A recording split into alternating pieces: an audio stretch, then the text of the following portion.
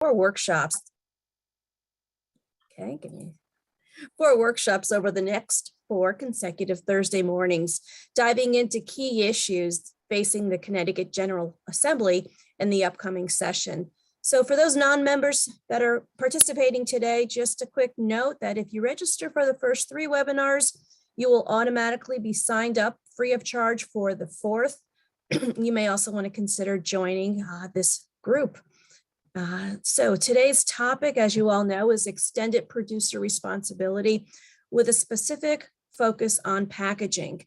Next week's session will also highlight EPR with a focus on the hard to handle items like propane cylinders and smoke detectors.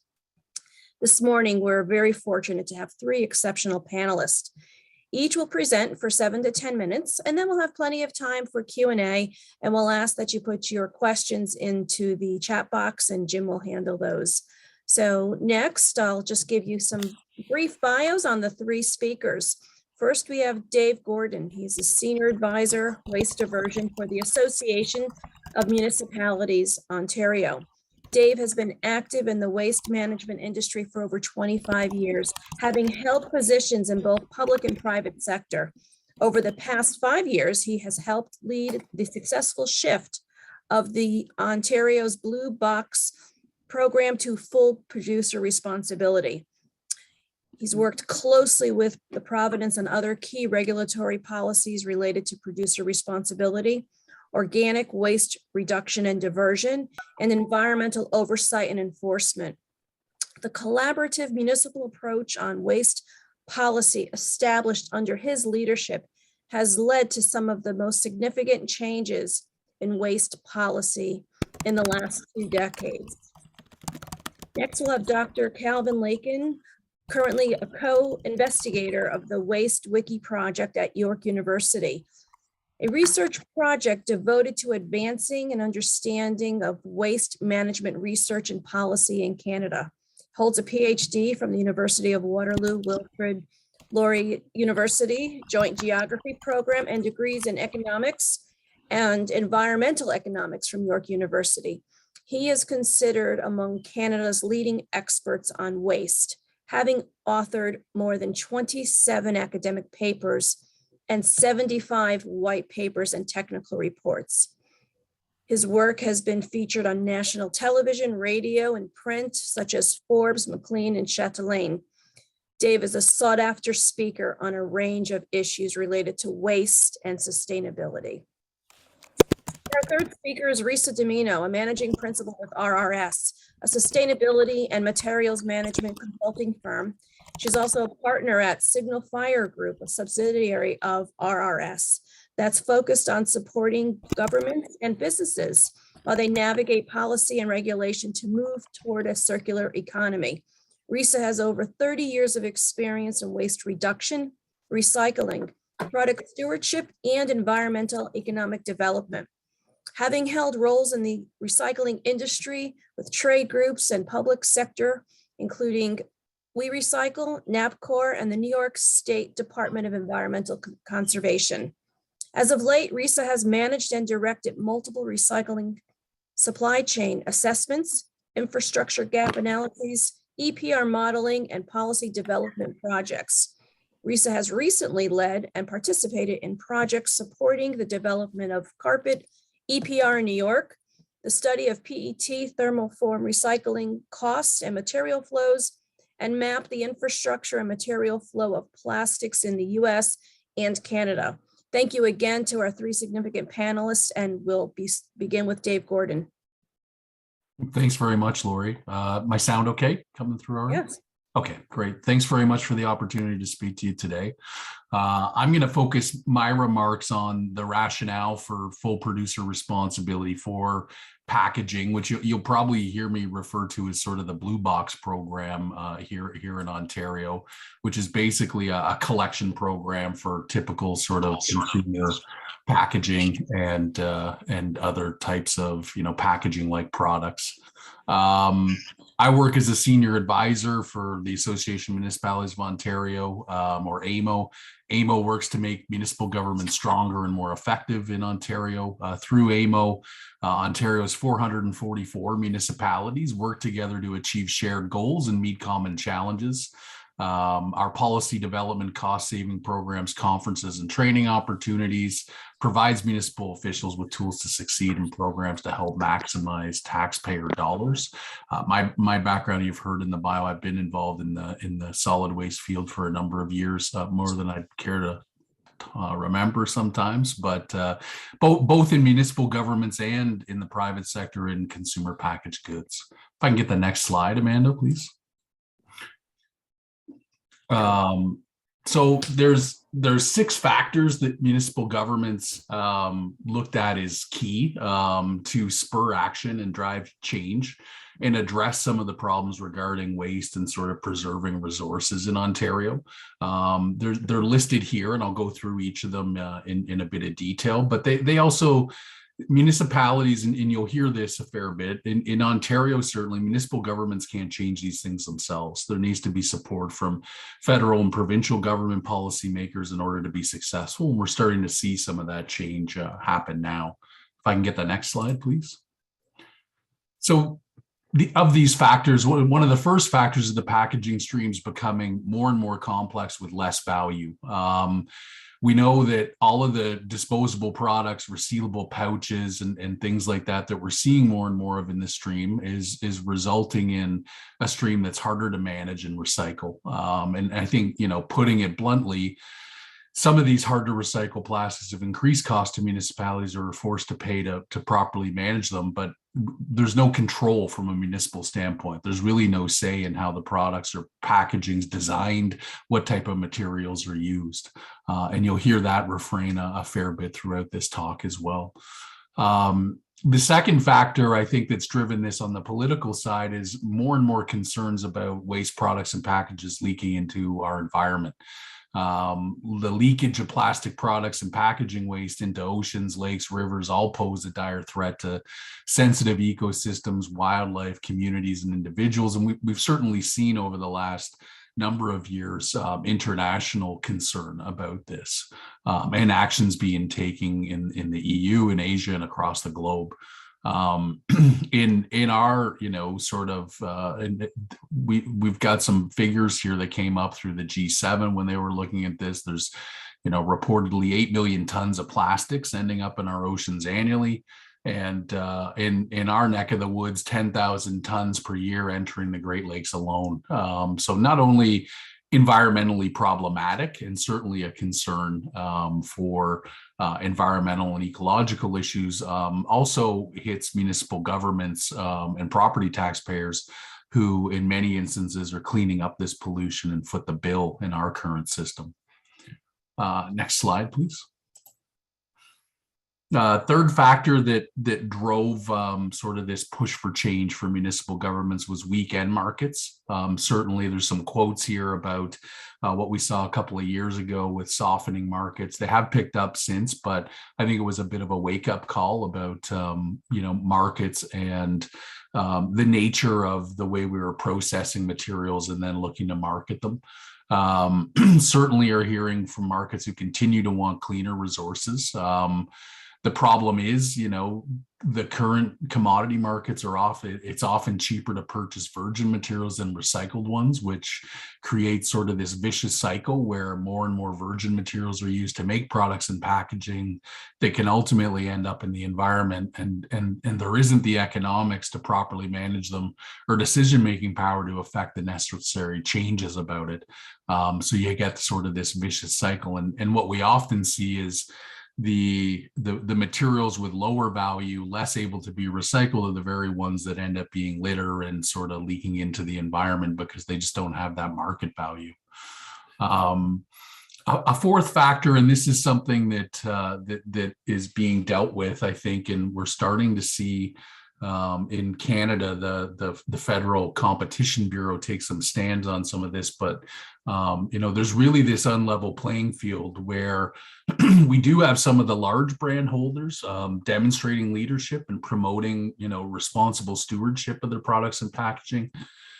But we also have some who are improperly labeling and advertising about their recyclability and or compostability of their products, and allowing, these folks tend to undermine the legitimate efforts of others and really confuse consumers and end up in increased costs through contamination and process upsets in recycling and processing systems.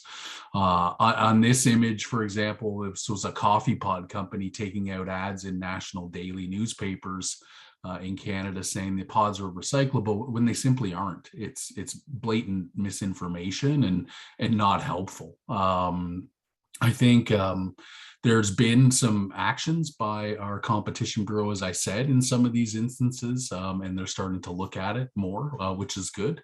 But these products add unnecessary costs to municipal recycling programs and can really degrade the value of the recovered materials. And then, as I said, for citizens and consumers, it erodes their confidence in the efforts they've put in actually separating these materials and trusting that they're going to be recycled properly. So I think that's certainly something that we'd like to see addressed as well, and have producers holding themselves accountable across each other as they look to get sort of a level playing field. Next slide, please. The fifth factor isn't too hard to explain. I think from a bit of reading I did, your context is maybe a little different, where it's not about landfill capacity, but needs to upgrade and reinvest in different types of thermal treatment that you're using.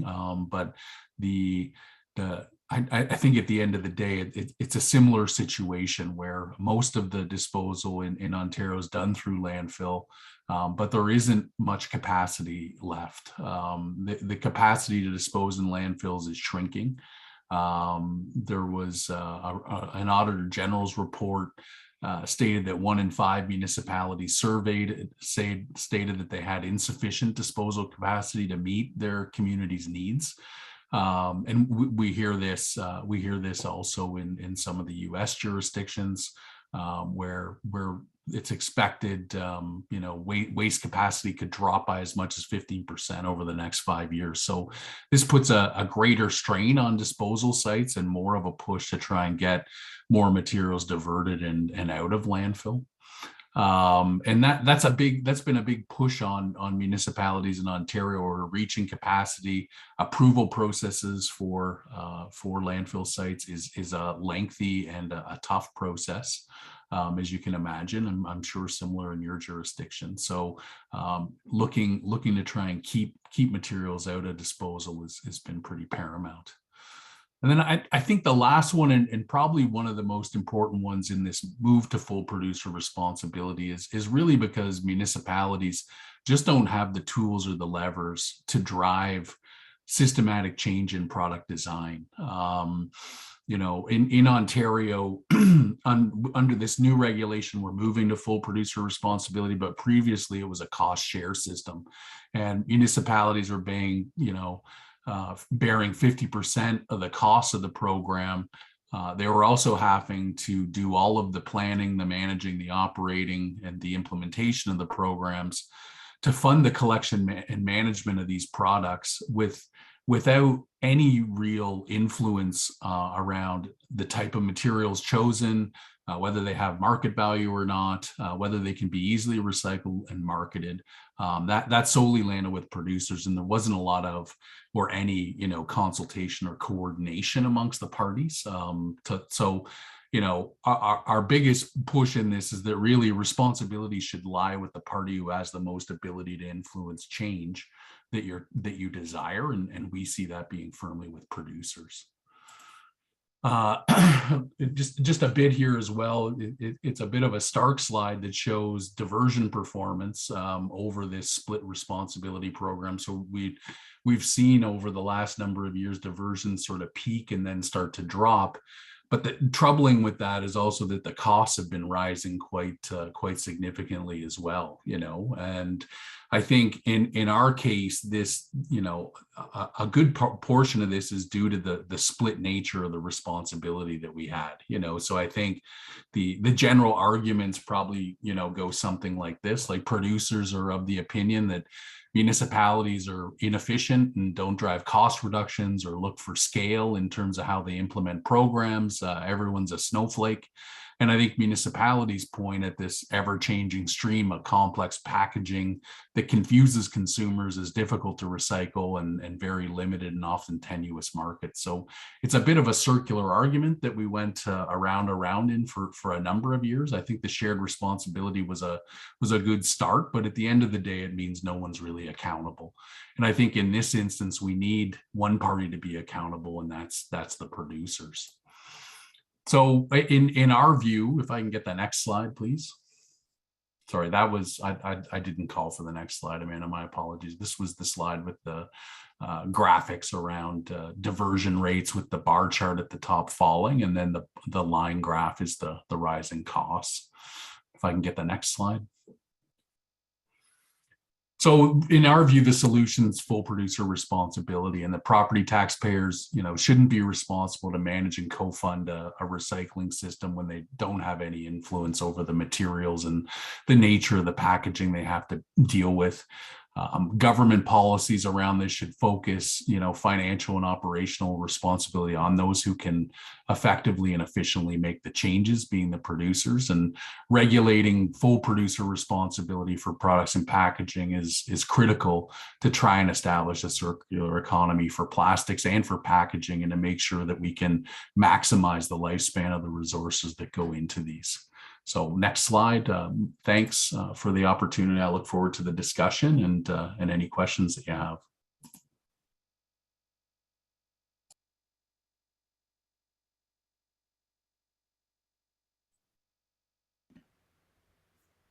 Thank you, Dave. And Kelvin is next. Can you guys see the presentation on the screen? Yes. Okay, perfect. Get them on. So first and foremost, thank you very kindly for providing me the opportunity to speak to you today. Extended producer responsibility has become an issue that's really top of mind for both industry and government, and it's prudent that we attempt to better understand what EPR actually is and what it's intended to do. So what is the EPR intended to do? And I think Dave did a really good job of kind of framing some of these issues. So advocates of EPR say it encourages design for the environment by forcing producers to bear the end-of-life management costs and meet recycled content quotas. The expectation is that producers will design their packaging in such a way that it's more readily recyclable given existing infrastructure. The second argument in favor of EPR is that it contains costs. So by shifting end-of-life management costs onto producers, they'll not only be incentivized to use more readily recycled materials, but do so in a way that minimizes material management costs. Dave did in Ontario, that friction between producers and municipalities was very real. And it is a sense that if producers take ownership of that system, that they will attempt to achieve cost efficiencies that municipalities were unable to achieve. The shift in financial responsibility from municipalities to producers is also expected to result in taxpayer savings, this idea that you're shifting the costs back onto producers.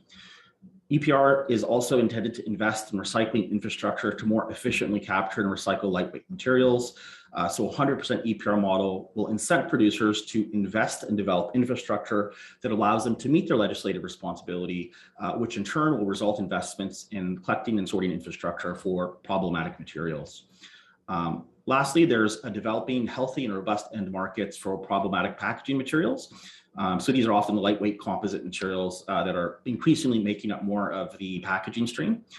So given that producers will bear the responsibility of managing all packaging at end of life, this will require significant investments in end markets and end use applications with the hopes of kind of developing new end use applications and increase revenues for these materials. So what does EPR actually do? And I think there's a big disconnect between intent and outcome. So with this in mind, it's easy to see why EPR for packaging is gaining traction. After all, there have been numerous successful EPR models for things like waste electronics, mattresses, tires, etc. So what's the problem? Well, the biggest issue is that packaging is atypical of other waste streams.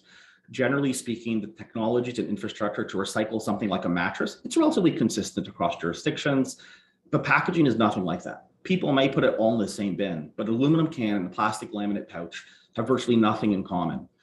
Packaging is a heterogeneous waste stream comprised of more than 28 individual materials that are considered obligated under our existing EPR regulations in Ontario, and that's expected to increase. So I'll elaborate on specific details regarding the obstacles to EPR policy. In my opinion, there are three primary challenges. One is the lack of data. Second is lack of harmonization. And lastly is a lack of a clear goal. So with the lack of data, data remains the bedrock of any effective policy. The more data you have, the better informed you are. In many ways, good data is a non-negotiable prerequisite, as it's required to understand the size, scale, and scope of the issue. However, data for the waste management sector, particularly surrounding printed paper and packaging, is sparse, bordering on non-existent, which makes adopting of EPR legislation challenging. Lack of harmonization is also a huge issue. Both existing and proposed producer responsibility legislation is jurisdiction specific, and there's an attempt to change this in Canada and have a more harmonized model. A lack of harmonization makes it incredibly difficult for multinational producers to develop an appropriate strategy for meeting the regulatory obligations with respect to producer responsibility. And lastly, and this is one I think is really critical, is a lack of a clear goal. And I know that might seem like a bit of a misnomer. There's no clear consensus regarding what producer responsibility legislation should ultimately achieve. Some jurisdictions have used increased recycling and diversion rates as the barometer for success, while others, such as Oregon, have chosen to adopt a more holistic life cycle approach that looks at packages' overall environmental footprint. So going back to the goals of EPR policy for a moment, in jurisdictions which have adopted producer responsibility legislation, what have they achieved? Did they meet their goals? And unfortunately, the answer is a resounding no. So does EPR encourage design for the environment? Well, it depends on what you mean by design for the environment. So I was about to say absolutely not, but I'll qualify that statement. So one of the primary drivers behind the adoption of EPR is that, once again, it's intended to encourage design for the environment. If producers bear the cost of end-of-life management and meet recycled content quotas, the expectation is that producers will then design their packaging in such a way that it's more readily recyclable, right? So great goal. Unfortunately, the goal of a waste management system shouldn't be recycling, and I can't emphasize this enough. In fact, it never has been. Referring to the principles of the waste management hierarchy, waste reduction is preferred to reuse, and reuse is preferred to recycling. While lightweighting packaging is often characterized as being negative, it can't be recycled. When you actually look at the life cycle analysis of these materials, there are numerous upstream environmental savings, which results from a reduction in overall packaging being used, efficiencies in logistics and transportation, increased shelf life both at the store and in the home, that ultimately offsets the environmental impact of being unable to recycle these materials. Existing and proposed EPR legislation, it incents recycling, but has difficulty capturing the importance of waste reduction. Most people, both policy planners and the public, conflate recycling with sustainability. If it can't be recycled, it must be bad. But from a life cycle perspective, recycling doesn't necessarily result in the most sustainable outcome. So does EPR lead to new end-use applications and end markets for difficult to recycle materials? This is one that's always really grinded my gears. It's this idea that legislation can magically make things happen. No, legislating that something should be recycled does not magically create end markets and end-use applications. If a material inherently has value, the market will signal that this material should be captured and that there will be an end market willing to purchase that material. If commodity markets dictate that a material has nominal or no value, then attempting to collect and recycle that material will result in a significant cost with relatively nominal benefits. So unless there's prescriptive recycling content legislation that mandates the use of materials and new products, then the only use for these materials will be bespoke recycling solutions. So you'll hear things like thermoformed, expanded polystyrene, and all these really kind of innovative new ways to recycle a coffee cup. But that's not scalable and that's not economical. And in many ways, I kind of say it's like the TerraCycle model. It's recycling for recycling's sake, but it's not necessarily what results in the most sustainable outcome. The next thing is, does EPR contain costs or save taxpayers money? No, and I think anybody who just looks at the data, Dave's graph did a really good job of illustrating Ontario's cost escalation. The cost of our recycling systems have increased by double digits year over year. It's a system where there's ultimately zero evidence to suggest the adoption of extended producer responsibility actually achieves the cost efficiencies that it's intended to achieve. There's also no evidence to suggest that a decrease in property tax or service levies results from the adoption of EPR. And so when you look at both Ontario and BC, which have experienced increases in property taxes in each of the past 5 years, the idea that a municipality will pass that savings on to households in the form of reduced taxes or service rates is completely divorced from the resource-constrained reality that we live in today. For all the supposed cost benefits attributable to the adoption of EPR policy, there's really no evidence to suggest that a steward-led system will be more efficient at operating a recycling program or containing costs. So does EPR impact cost of living or the price of consumer packaged goods? And this is probably the most contentious one for a lot of people. In a recent Newsday article discussing the potential adoption of EPR for packaging in New York State, Senator Todd Kaminsky was quoted as saying the effect of EPR on raising consumer prices was infinitesimally small, not anything anyone would notice. I tend to disagree. The university has conducted extensive research in this area, and while we can't conclusively quantify the exact price increase that would result from EPR, it's not infinitesimal. Increases in costs borne by producers results from EPR legislation can manifest in the following ways. Costs being passed directly onto the consumer in the form of increased prices or reduction in the product size. Costs are internalized, but result in reduced investment, job losses, and company contraction, or some combination thereof, which is probably the most realistic outcome. Modeled increases in the price of adopting EPR policy in various jurisdictions ranges between 5 and 12%. And I want to qualify that by saying, given the lack of data, it's really important to understand that our modeled estimates are best guess estimates. These are not to be interpreted literally or as gospel. We're trying to do the best we can with the data that we have. So when you see these numbers, there's an important caveat to that. But essentially, our modeling showed that there is a cost increase in some jurisdictions that could be quite significant. Perhaps even more troubling is that the most adversely impacted communities resulting from this cost increase are lower income families. Low income groups tend to consume more packaged goods as a relative proportion of all purchases. And as a result, any increase in the price of packaged goods is felt by more vulnerable families, those who have least ability to absorb it. Inflationary pressures are causing double-digit increases in our cost of living. You know, that's literally like the headline for the past month is, you know, inflationary pressures and how we're going to address it. So any policy that can potentially exacerbate this outcome should be approached with extreme caution.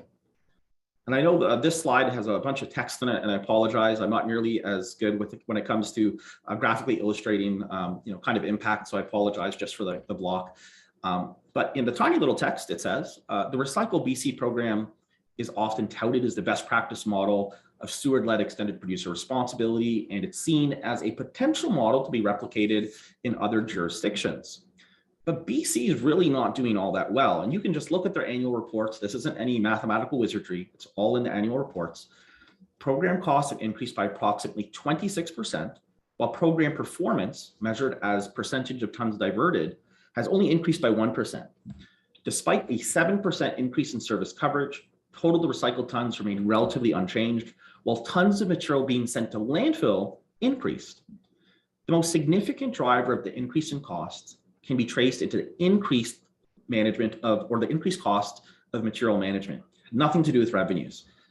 Year over year costs between 2017 and 2018 was 20.5%. And one thing that a lot of people don't necessarily understand is that more recycling doesn't necessarily mean a better environmental outcome with regards to carbon abatement. So the overall carbon impact attributable to Recycle BC is actually decreasing given the types of materials being recovered. It's not how much you recycle that matters, it's what you recycle. So Ontario, you know, kind of very similar situation. Ontario is the birthplace of the blue box, and at one point the most successful residential recycling system in the world. It should be applauded for the numerous successes, and, you know, really a pioneer in both recycling and recycling legislation. But unfortunately, program costs have more than tripled since program inception, while recycling rates are kind of trending downwards. And I think Dave's graph really illustrated that point. Recycling rates have been trending downwards for more than the past 5 years. And a lot of this is kind of, as Dave pointed out, has nothing to do with municipalities. It's the types of packaging that we're generating is changing, and we characterize this as the evolving ton. Quantities of printed paper, OCC, OBB are declining, while difficult to recycle lightweight and flexible plastics are making up a larger share of the packaging. So kind of what comes next? And I get asked a lot by various stakeholders, is EPR an inevitability in my jurisdiction? And at one point, I would have said yes.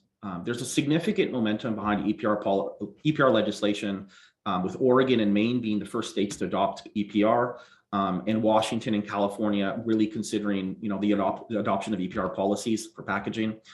But what has changed is that policy planners are finally starting to figure out that adopting EPR legislation doesn't mean much. And what I mean by that is implementation is significantly more challenging than just the creation of legislation. The foremost issue is the lack of data. If a jurisdiction cannot tell you how much packaging is being generated, how much is being recycled, what it costs to manage, who the obligated parties are, steward sales, proportion. I literally have a laundry list of data points that are essential for calculating fees. We have difficulty communicating what the assigned responsibility should be.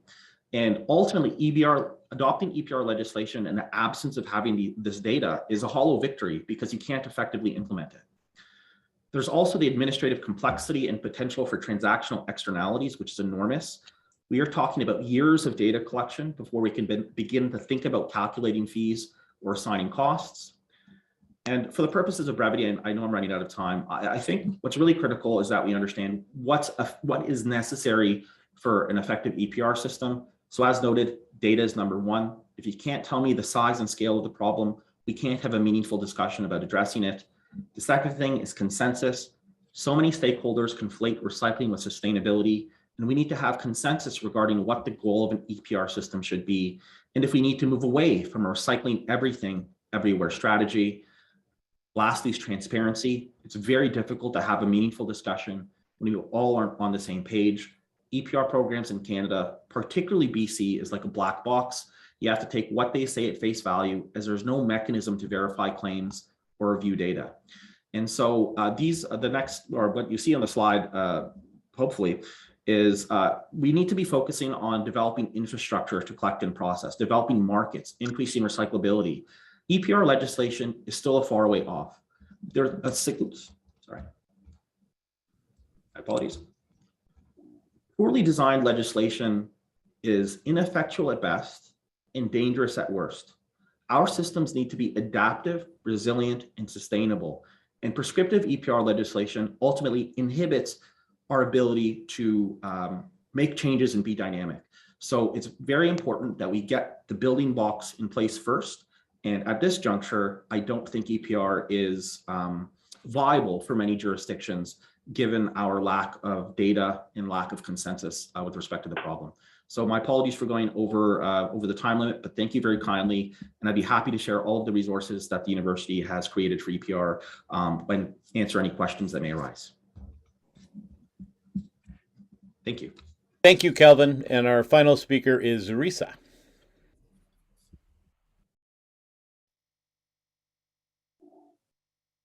Hi, everyone. Thank you so much for inviting me today. And I'm really excited to talk with you about EPR in the US. Is everybody seeing my screen? Yep. Okay, great. So want to just introduce Signal Fire, which is a new policy consultancy of a subsidiary of RRS. I want to talk a little bit about what EPR is and isn't, and then talk about EPR for packaging and printed paper. I think we're running a little over, so I'll go as fast as I can and hopefully get to some questions. So Signal Fire Group is a new policy consultancy. It's a subsidiary of RRS with all of the policy activity happening in the US right now. It's really important for us to understand what's happening out there, and we have an opportunity to provide some real insight in policy development and implementation, in market assessments, in developing strategies and goals, and in designing programs and pilots. And my partners in this project or in this consultancy are Garth Hickel, formerly of Minnesota State Agency, and David Stitzall, of Full Circle Environmental Consulting. So we bring a broad array of resources and experiences to these issues. So I want to talk quickly about what EPR is and how it's been applied in the US. I think a lot of the issues Calvin raised are very interesting, but not fundamentally related to EPR. Extended producer responsibility is basically an approach where producers take responsibility for managing their products or packaging at the end of their useful life. That responsibility can be fiscal or physical or a combination of the two.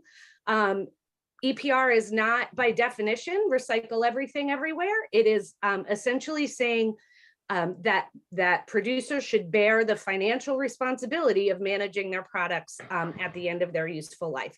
And who are the producers? We're not talking about the people who manufacture the pizza box or the cardboard box. We're talking about the brand whose logo is on them. Another important point is we do need to define the goals and the approaches, and there's a lot of different ways that EPR can play out in terms of the role of producers and others in the system.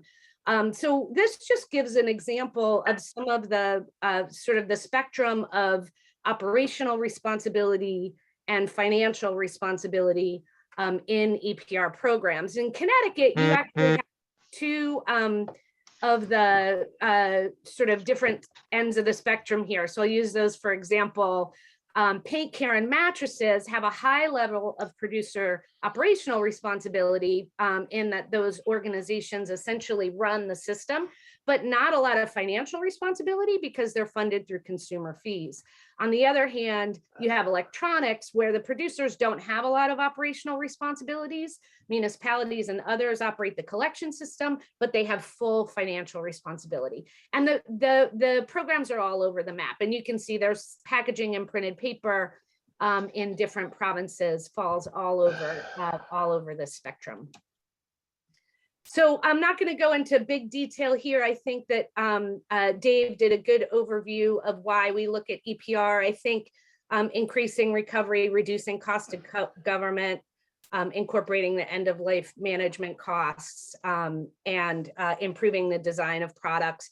I want to emphasize that I don't think improving the design of products is the primary objective, but I think it's an important objective that we're still striving to, and one that we really haven't fully achieved as of yet. But the others, increasing diversion, reducing cost of government, and incorporating the cost of end-of-life management into products, I think have been pretty clearly achieved across the board in EPR programs.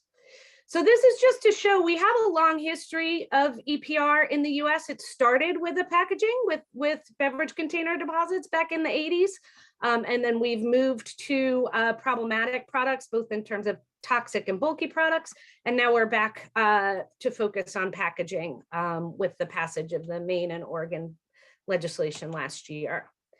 So talk a little bit about packaging and printed paper. So you can see over the last 20 years, EPR for packaging and printed paper has really grown in use. It's now in place in most of the industrialized world and in a variety of different ways. You can see the US is notably absent here, but most of Canada and soon I think nearly every province will have EPR for packaging in place. And you can see Europe, Asia, a lot of, again, most of the industrialized world is using this policy tool. Dave did a great explanation of what some of the drivers are for EPR for paper and printed paper and packaging. I will mention one other thing, which is a focus on the circular economy. We are now seeing brands in the US who have minimum, they have recycled content goals, they have recyclability goals. We don't have the systems in place in the US for them to achieve those goals. And so they're now seeing the benefit of supporting EPR for packaging as a tool for them to get, to be able to get their packages recycled, buy those back and use them in recycled content. Typically, EPR for packaging and printed paper programs are established legislatively. Those that legislation establishes rules and targets. I wouldn't agree with Calvin that there are no goals. I would agree that different jurisdictions have different goals, and the legislation is an opportunity to establish what those goals are for your state and what your objectives are with the program. Typically, the EPR programs are managed either by one or several producer responsibility organizations, again, depending on how the legislation is structured and what the objectives are of the state enabling it. And then that's guided by a program plan. So the producer responsibility organization is essentially the group that producers join, and that entity helps the producers meet their obligation. It collects the funds, it disperses the funds, it does the planning. The program plan really is the roadmap. So how are the producers gonna invest that money to achieve the goals established in the legislation? This just gives a little bit of a sense of how EPR for packaging and printed paper plays out. You can see the roles and responsibilities of the different entities here. So the brand owner key role is to pay fees on the packaging and printed paper that's covered by the legislation, and they typically pay that into a producer responsibility organization. And that organization then makes the arrangements with local governments or recycling service providers and MRFs and end markets to make sure that the materials are recovered, that the materials that are in the recycling system are recovered, and that those costs are covered. So if they reimburse for those costs, or they contract directly to pay those costs. The state agency role is really to approve the producer plan or plans to make sure that the producers activities are working towards the goals of the statute, and to enforce requirements. So in the case where producers aren't meeting their obligations, or others in the system aren't meeting their obligations, the state enforces that. As it showed with the spectrum of options in terms of management of EPR programs, this can play out in a lot of different ways, and with different levels of role and responsibility for these folks. But this just gives you kind of an overall sense of how the systems work. And we are seeing an expansion of interest in EPR for packaging and printed paper in the US. This map shows the 2 states that enacted legislation that include EPR components last year, and all of the states that have introduced legislation so far this year. Washington and New York are pretty advanced in their debate and their activity on this stuff. And then California, obviously, as well. And then we have Colorado, Illinois, Virginia, Maryland, and New Jersey, Vermont, who have all introduced legislation this year. So we expect it to be a very active policy year, again, because of those drivers, because of the challenges with markets, that municipalities not in a great position to manage the market dynamics and the changes in market conditions. So I want to just run quickly through some data around does EPR improve recycling rates, stabilize markets, increase the cost of packaged goods, or improve the design of packaging. This is research we did for the state of Oregon as it prepared to develop its legislation for last year. Calvin is correct that there's not a great amount of data out there, so some of these pre and post analyses are a little challenging. But one of the real benefits of EPR is that it gives you the opportunity to gather the data that's needed to really look at system performance. But having said that, we were able to pull some data together, and here's what we found. In all of the jurisdictions where we were able to identify viable or comparable pre and post EPR program data, in every instance, we saw an increase in the recycling rate before and after EPR. We all know in the US, we have not seen increases in recycling rates of packaging and printed paper probably over the last 10 or 15 years. So this is clearly a different dynamic than we're experiencing now. But again, very clearly where there was data pre and post program, there was an increase in a recycling rate in every instance. How big that was varies depending on the jurisdiction. Looking at recycling market stability, we looked at communities in US states that border the Canadian provinces that have EPR, because we wanted to see what, similar regional market conditions. And basically, we found no meaningful change in the materials collected in recycling programs in EPR jurisdictions when the China National Sword Policy came into play, which threw a lot of programs into some challenging positions. So EPR jurisdictions did not change the materials they collected. They continued to recycle those materials consistently. Alberta, which is one province in Canada that does not yet have EPR, did see a reduction in materials accepted in 35% of their program areas.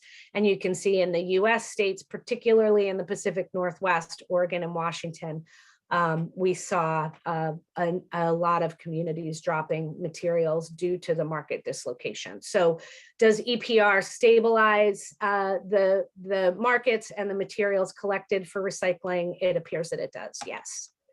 Looking at pricing, Calvin presented some results based on modeling of consumer product prices. We looked at actual consumer product prices, comparing the prices in jurisdictions that have EPR to those that do not. We looked at the same product in the same package in the same grocery chain in a jurisdiction that has EPR and a jurisdiction that doesn't have EPR.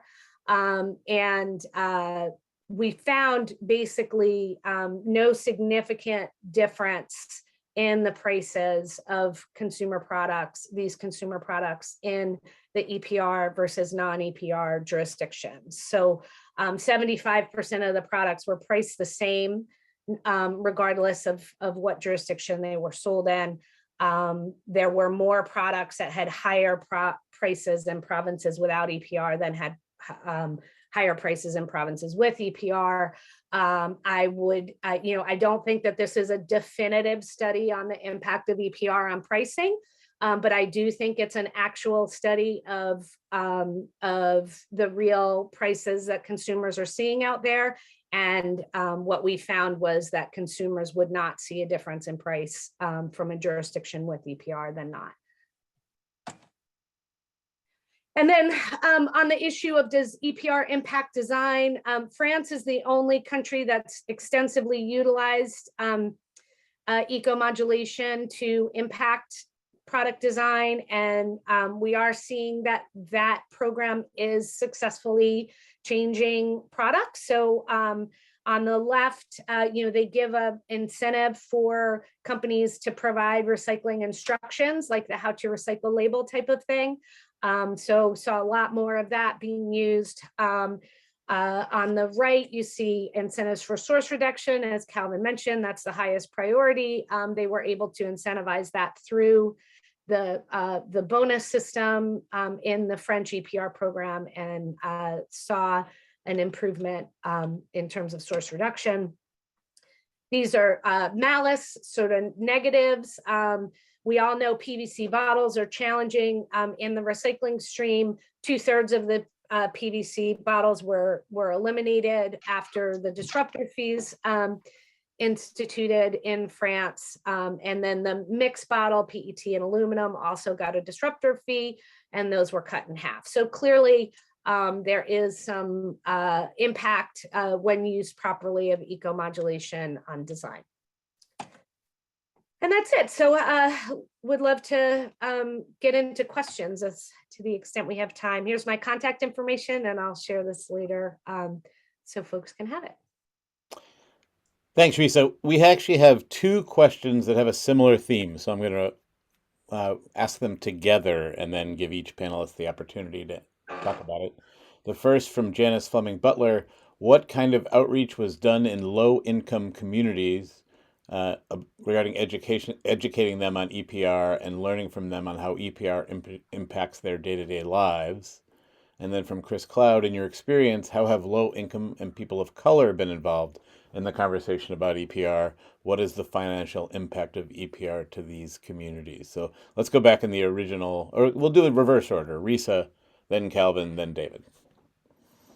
So I am not aware of any research that's been specifically done on education on EPR to folks in low-income communities. I think the consumer-facing element of most EPR for packaging and printed paper programs is not significantly different. The recycling program exists. There are more resources to educate people in how to participate in it. But the EPR tool in particular, I'm not aware of any studies that have been done on that. I'd be interested to see what others have to say. What was the second part? Sorry, Jim.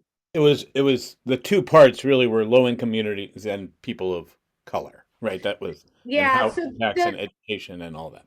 Yeah, I think there's a lot of discussion in the states that are developing EPR legislation in the US on engaging communities of color and low-income communities, where a number of states are proposing advisory groups that include a broad variety of stakeholders, including folks from overburdened communities or environmental justice communities.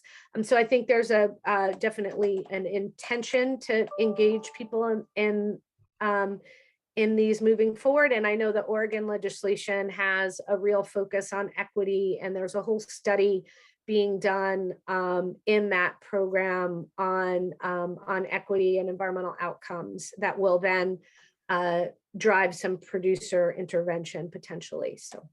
Great. Calvin? Yeah, so to kind of echo Risa's points, historically, there's been a lack of researcher focus to engage low-income, marginalized, or minority groups, particularly in conversations surrounding recycling and EPR. The university has engaged in numerous focus groups with low-income communities, not specific necessarily to EPR legislation, but to better understand their concerns surrounding packaging, access to end-of-life waste management opportunities, and their concerns about what potential legislation and how it could affect them. Once again, not specific to EPR, is a bit of a more macro lens. What we discovered was that the primary concern amongst consumers is increase in the cost of goods. I would disagree with Risa's assessment in the RS study, which I won't necessarily get into the specifics now, but I'm very heartened to hear that there is a lot of outreach or planned outreach to engage with minority and marginalized groups. I think that's something, once again, we've historically neglected, and it's absolutely critical that as we move forward, that we not only engage these groups, but best understand how our legislation can negatively affect them. The consequences can be quite significant, and we need to proceed with extreme caution. And David? I don't have much to add to the other panelists. I know from less with the focus around the policy lens of extended producer responsibility, but more around participation in programs and understanding drivers and things like that. City of Toronto has done some work in Ontario on that to look at different low-income communities and in some of their Toronto social housing and things to understand some of the drivers and some of the pieces. I'm not altogether familiar with it, but I know certainly there is, there's other bigger social challenges that those communities are dealing with other than recycling, and it does need more research and more of a some focus on it versus I think what's been done to date. I agree with the other speakers, an area that needs more work for sure. Okay, and then our last question, and if folks could just answer this in a couple sentences, because we are running out of time, from Sarah Bloomquist. I think it's clear that targets are critical to high-performing systems. Could the speakers comment on how the targets should be set, and by whom? If they're set in the plan instead of legislation, how do you balance producer influence? Oregon addresses equity and equal justice to some extent. So how do you balance producer influence? We'll go back the other way. David.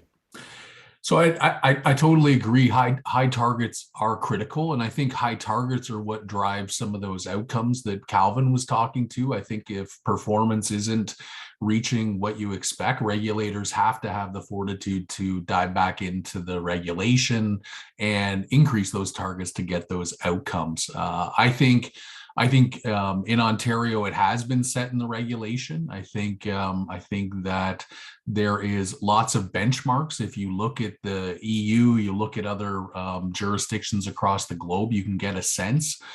A lot of this packaging is, global packaged goods companies. There's some differences certainly, but not a whole bunch, and are good guides on what targets might look like. But I think the biggest thing is an ability to easily go back into the regulatory legislation and be able to adjust it.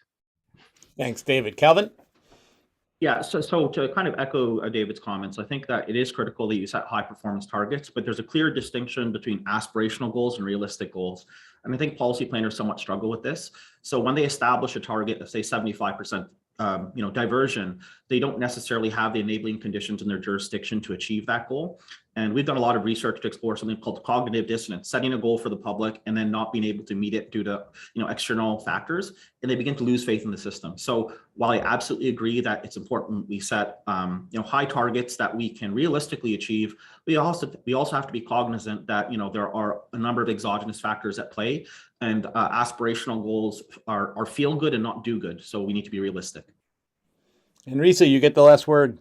Yeah, I would just add, I think that targets are really important, and good targets are also really important. I think we're having a debate in a number of states right now about how to best set those and whether they are best set in statute or through a process. I think you can set them in statute. I think we often don't have enough data to know what the right target is or what an achievable target is. So a target can be set through a data gathering exercise. A number of states are incorporating needs assessments into their legislation to look at what investments need to be made in the state and what targets could be met. So I think a combination of those things, a target and statute that can be adjusted based on study needs assessment, program performance, I think is a pretty good sweet spot for folks to look at. Thanks, Risa, and thanks to all the speakers. I will give you all credit. We held 90% of the audience for the entire hour. That is not traditional in these early morning webinars. So thanks to each of you for that. I'm going to kick it back to President Laurie for the close. Thank you, Jim. And again, Dave, Calvin, and Risa, we really appreciate your time this morning, and to everyone for joining us. So as we mentioned earlier, next week we'll talk about EPR for the hard to handle items, specifically propane cylinders and smoke detectors. Week after that would be new glass technologies. And on February 17th, we'll close up with talking about bans on polystyrene. Please consider joining CRC. The webinar attendance would be free. Jim can answer all your other questions, putting Jim on the spot, and just all of the other benefits of being involved with this group. So have a great day. Thanks for spending your first hour with us. Thanks, everybody. Thanks, everybody. Thank you. Thank you.